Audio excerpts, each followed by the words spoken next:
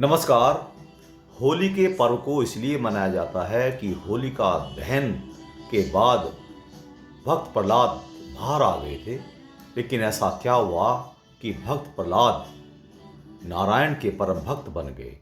इसके लिए एक वामन पुराण में कथा आती है कि नैमिषारण्य रमन में भगत प्रहलाद सरस्वती नदी के किनारे गए। वहाँ पर दो महापुरुष नर और नारायण शस्त्रों के साथ तपस्या कर रहे थे।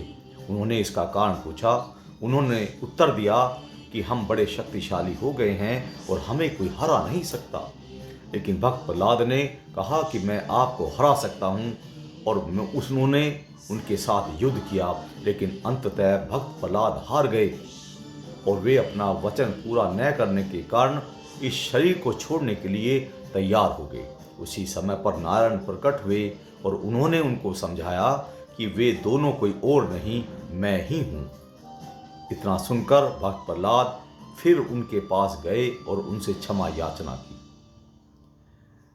यह बात इस तरफ इंगित करती है कि विश्वास एक ऐसी चीज है, अगर किसी के पास है तो भक्त के पास भगवान स्वयं चलकर आते हैं।